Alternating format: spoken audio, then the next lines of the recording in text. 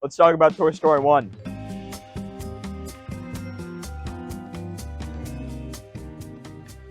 Alright, for starters, how do I rate a movie? Well, it's based on 5 things. 1, the plot. Is it interesting to watch? Fun to watch? Does it make me want to go to Wendy's? Or does it just make me want to not go to Wendy's? Yep. Number 2, character development. Is the way the characters change over the story interesting or complex? The more complex it is, tends to be better, but sometimes it can fall short. 3, visuals. Does the movie look good? Does it have a unique art style? Is it just well done? Number 4 is soundtrack. Does it sound good? Does it fit the context of the story? Does it do anything unique with character development or the plot? And finally, there's miscellaneous. Is it funny? Is it creative? Just random things. You can even filter in nostalgia if you want. But for reference, I only really give miscellaneous points for creativity and funniness. So now that you know how I'm judging a movie, what are the scores in each category out of 10? Plot, you got a 4 out of 10. Fight me on that one. Character development, you got 7 out of 10. For soundtrack, giving it a 5 out of 10. Sounds tough because it's only like a 50%. That's not passing. You're going to have to hear me out later. Miscellaneous, you give it a 7 out of 10. That's solid. That's solid stuff. And then for visuals, 2. You get 2.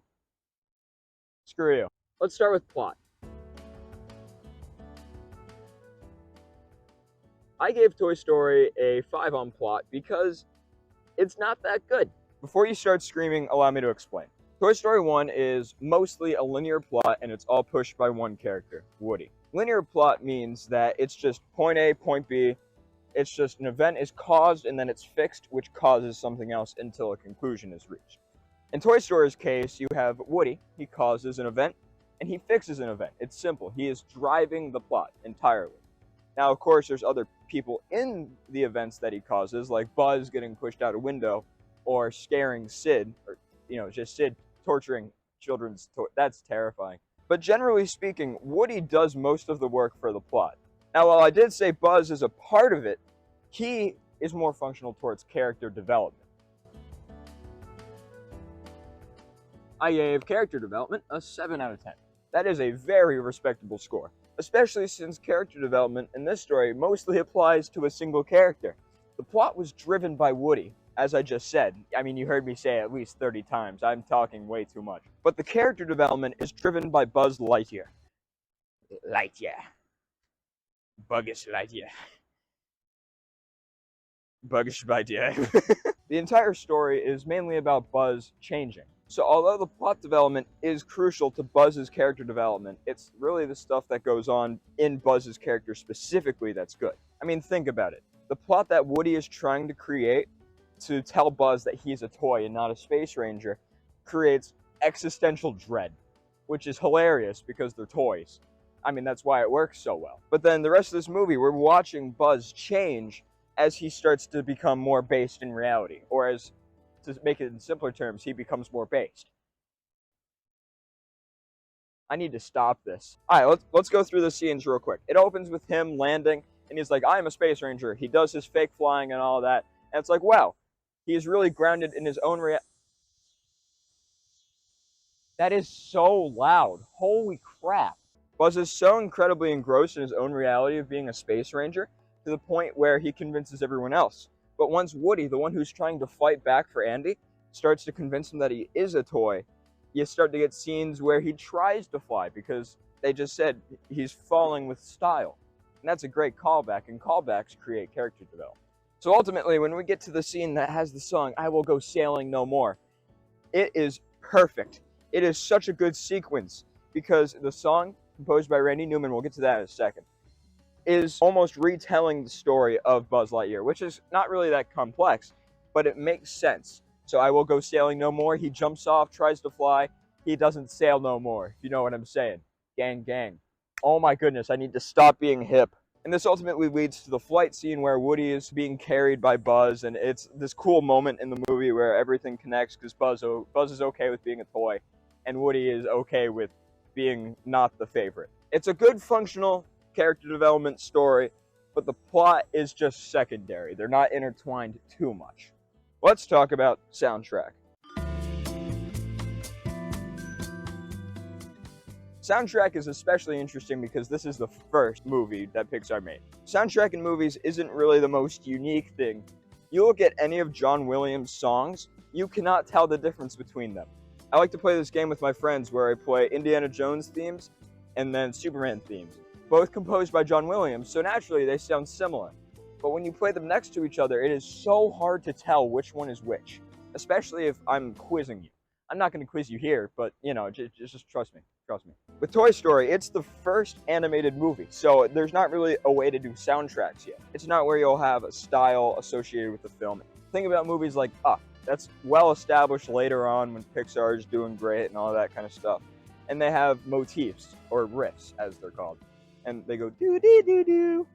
And you know that riff. But for Toy Story, you don't really hear the riffs that well because they're not a focus. They don't mean anything, but they sound cool. So ultimately for Toy Story 1's soundtrack, it sounds good, but it doesn't do anything special. It just sounds good. And that's fine, and that's why it gets a 5 out of 10. It just sounds pretty decent.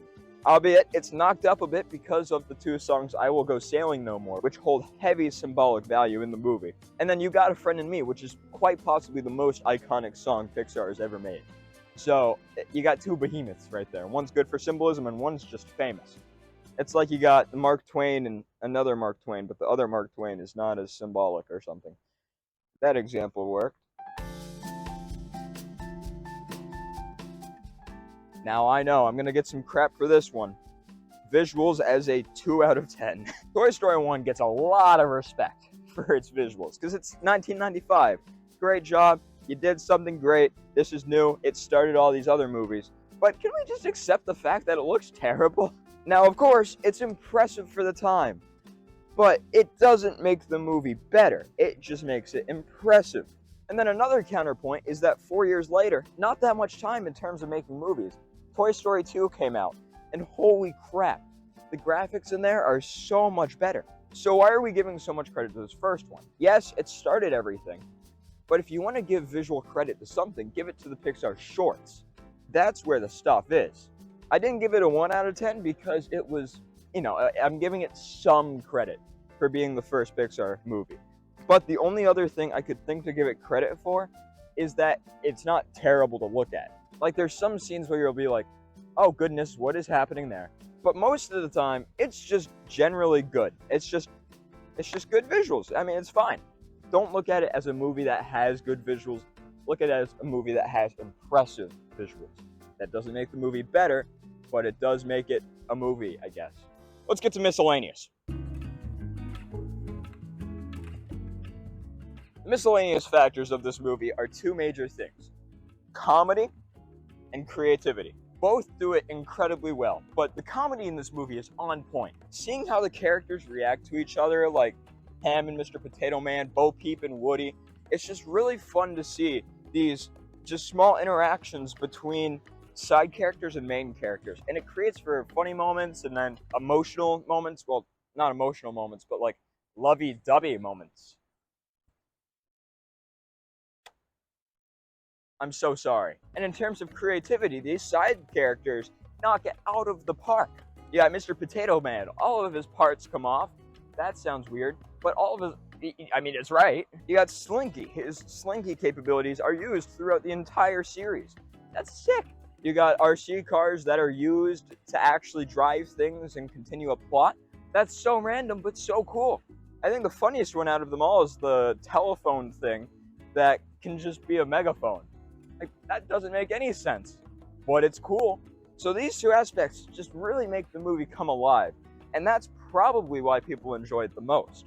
Not because of the character development or the plot or the soundtrack or the visuals, it's the comedy and it's the creativity. It's just really engaging to watch it. So here's the conclusion. Here's the individual scores. There's the overall score, 5 out of 10. I want it to be clear, 5 out of 10 is not a bad score.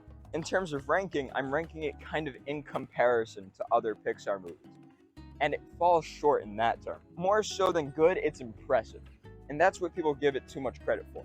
It's an impressive movie, not a good movie. The things that make a movie good simply aren't developed yet. It's too old for that. It's just more entertaining than it is quality. And that's a hot take.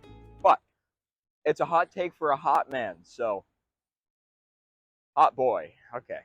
All right, let me end it on this. It's a good movie. Go watch it. There you go.